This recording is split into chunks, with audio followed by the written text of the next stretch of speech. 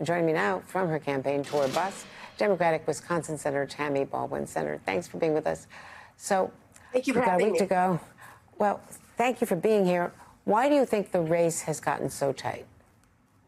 Look, Wisconsin has always been a battleground state. In 2016, Trump won with 0.7%. 4 years later, Joe Biden won Wisconsin with 0.6%. We always expected my race to be incredibly tight. And that's why in the closing days, we are taking this bus tour to red counties, to purple counties, to blue counties, all across the state. Because the difference on the issues between myself and my opponent could not be more stark. Eric Hovde would vote to repeal the Affordable Care Act. I helped to write it. Eric Hovde celebrated when the Dobbs decision came down, overturning Roe v. Wade. I'm leading the effort with the Women's Health Protection Act to codify Roe nationally. And on issues like Social Security and Medicare, I want to make sure that they are around for generations to come. Eric Hovde supports a plan that would cut Social Security benefits by on average $6,000 per month. But you know, they're just tossing millions upon millions of dollars on negative attack ads, as you suggested, Andrea. We think in aggregate it will be $100 million spent in Wisconsin on air and online attacking me. And if people want to help me fight back, go to TammyBaldwin.com and chip in whatever you can. And do you think you'll be helped by the Dobbs decision, reaction to that, the women's vote, the huge gender gap? Yes. Well, look at what is happening here in Wisconsin. We have on the books a law that was passed in the year 1849, which is widely viewed as a criminal abortion ban. Services are only available in 3 out of our 72 counties. And my opponent thinks that's okay, that a woman's right could vary from state to state, zip code to zip code, county to county. That is not okay with me. And that's why I'm fighting to restore those rights.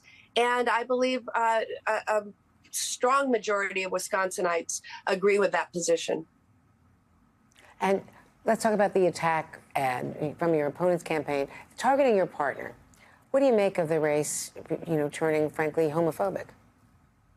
Look, these sort of things are usually considered off bounds in politics, right? To talk about people's personal life, their family members.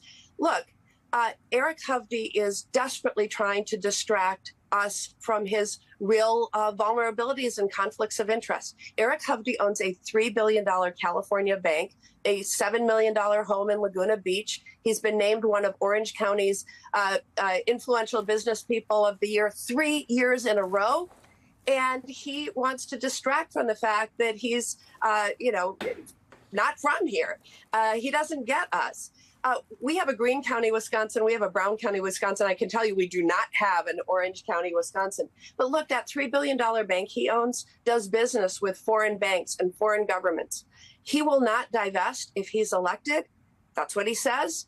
Think of him being on the bank committee. He could be setting regulations that enrich him. I'm fighting for the people of Wisconsin. He's fighting for the wealthy and big businesses like him.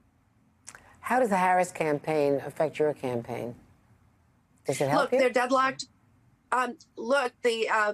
What helps is the ground game that both my campaign and the Harris campaign is engaged in right now. Wisconsin is known for really getting out the vote, and I think that's going to make the critical difference. And we have made sure that our field campaign is well resourced. Everywhere I go, I'm helping kick off canvases and that sort of thing.